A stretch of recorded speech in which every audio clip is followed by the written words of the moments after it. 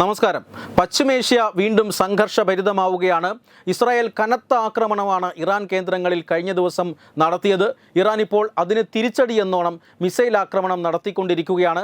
Missile ആക്രമണത്തിൽ ഇസ്രായേലിൻ്റെ പല ഭാഗങ്ങളിലും മിസൈൽ പതിച്ചു, ഇറാൻ്റെ മിസൈൽ പതിച്ചു എന്ന റിപ്പോർട്ടുകളുണ്ട്. 3 പേർ മരിച്ചു എന്ന ചില സൂചനകളും വരുന്നുണ്ട്. എന്തായാലും കഴിഞ്ഞ തവണ, അതായത് ഏതാനും മാസങ്ങൾക്ക് മുമ്പ്, ഇറാൻ ഈ രീതിയിൽ ഇസ്രായേലിലേക്ക് റോക്കറ്റ് ആക്രമണം നടത്തിയിരുന്നു. റോക്കറ്റുകളും ഡ്രോണുകളുമായി ചേർന്ന് ഏതാണ്ട് 300-ലധികം സ്ഫോടക വസ്തുക്കളാണ് ഇറാനിൽ നിന്നും ഇസ്രായേലിലേക്ക് വിക്ഷേപിച്ചത്.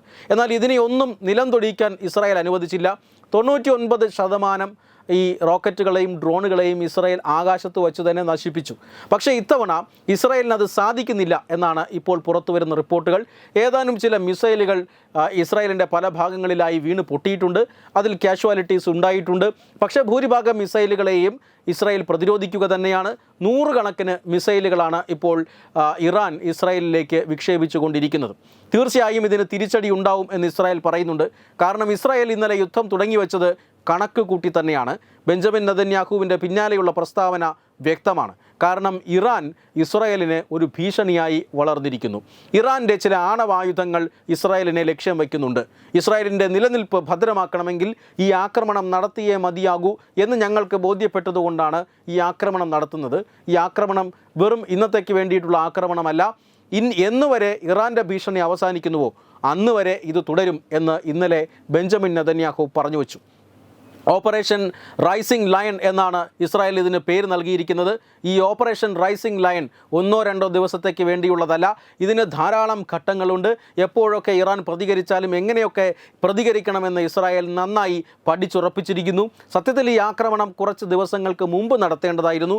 അന്ന് അമേരിക്കൻ രഹസ്യാന്വേഷണ ഏജൻസികൾ ഇസ്രായേലിൻ്റെ ഈ ആക്രമണ പദ്ധതി പുറത്തുവിട്ടതുകൊണ്ടാണ് അന്ന് നടക്കാതെ പോയത്. പക്ഷേ എന്നാൽ വീണ്ടും ഈ ആക്രമണം കഴിഞ്ഞ ദിവസം ആരംഭിച്ചിരിക്കുന്നു.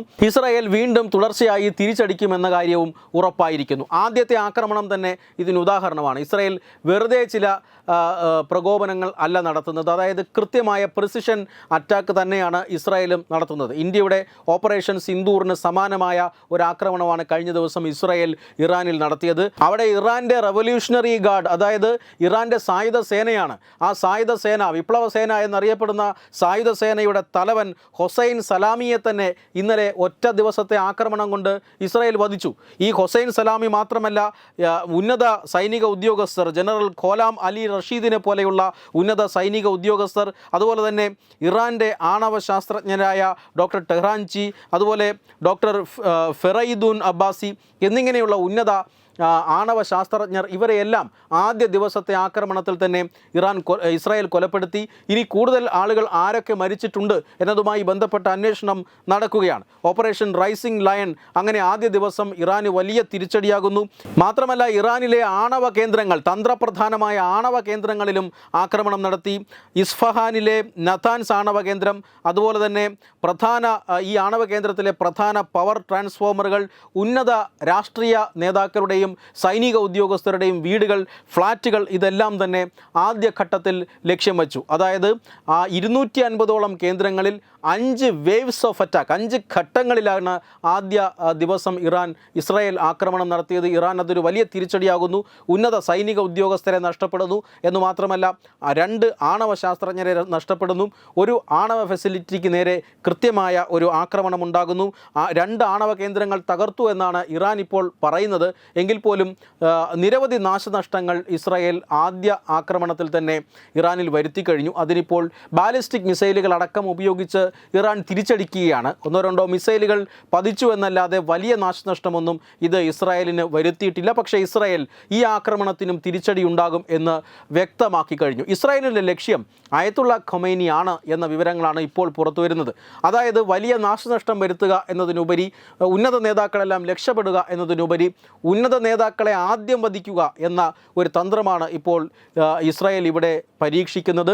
അതിൽ അയത്തുള്ള ഖമേനിയുടെ മുഖ്യ ഉപദേശകൻ കൊല്ലപ്പെട്ടു എന്ന വിവരം പുറത്തു വരുന്നുണ്ട്. അയത്തുള്ള ഖമേനിയുടെ താവളം കൊണ്ടിരിക്കുകയാണ്. ഈ ബങ്കറുകളിൽ പോയിട്ടാണ് മിസൈലുകൾ ഇവരെ കൊല്ലുന്നത് എന്നുള്ളതാണ് ഈ ഇറാൻ റവല്യൂഷണറി ഗാർഡിൻ്റെ സേനാ മേധാവിയെ കൊന്നതുപോലും അദ്ദേഹം ഒളിച്ചു താമസിച്ചിരുന്ന ഒരു ബങ്കറിൽ ആക്രമണം നടത്തിയിട്ടാണ്. ഇങ്ങനെ ഇറാൻ്റെ ആത്മീയ നേതാവിനെയും ഇറാൻ്റെ പ്രസിഡന്റിനെയും അടക്കം ലക്ഷ്യം വെച്ചുകൊണ്ടുള്ള ആക്രമണങ്ങളാണ് ഇസ്രായേൽ ഇപ്പോൾ അണിയറയിൽ ഒരുക്കുന്നത്. ഇതിനെ അവരെ സഹായിക്കുന്നതാകട്ടെ മൊസാദ് എന്ന അവരുടെ രഹസ്യാന്വേഷണ സംഘടനയാണ്. ഇറാൻ മുഴുവൻ ഇസ്രായേലിൻ്റെ രഹസ്യാന്വേഷണ സംഘടനയായ മൊസാദിൻ്റെ ചാരന്മാർ കയ്യേറി കഴിഞ്ഞു എന്നാണ് ലഭിക്കുന്ന വിവരം. ഖമേനി ഉൾപ്പെടെയുള്ളവരുടെ വാസസ്ഥലം കണ്ടുപിടിച്ച് അവിടേക്ക് ആക്രമണം നടത്താനുള്ള തയ്യാറെടുപ്പുകളാണ് ഇപ്പോൾ ഇസ്രായേൽ നടത്തിക്കൊണ്ടിരിക്കുന്നത്. അതുകൊണ്ട് തന്നെ ഈ ഘട്ടത്തിൽ ഇസ്രായേലിൻ്റെ ആക്രമണങ്ങളോട് ഇറാൻ പ്രതികരിക്കുന്നത് വലിയൊരു മണ്ടത്തരം തന്നെയാകും. ഇറാൻ ഇതുവരെ ഇസ്രായേലിനെ കാര്യമായൊന്നും ചെയ്യാൻ സാധിച്ചിട്ടില്ല. പക്ഷേ ശക്തമായി തിരിച്ചടിക്കുമെന്ന് തന്നെയാണ് ഇറാൻ പറയുന്നത്. ഇറാൻ്റെ 2 ആണവ കേന്ദ്രങ്ങൾ തകർന്നു, ഉന്നത സൈനിക ഉദ്യോഗസ്ഥരെ നഷ്ടപ്പെട്ടു, ശാസ്ത്രജ്ഞരെ നഷ്ടപ്പെട്ടു. ഇപ്പോഴിതാ രാഷ്ട്രീയ നേതൃത്വത്തെയും ഇസ്രായേൽ ലക്ഷ്യം വയ്ക്കുന്നു എന്ന റിപ്പോർട്ടുകളാണ് പുറത്തു വരുന്നത്. വെബ് ഡെസ്ക് തത്വമൈ ന്യൂസ്.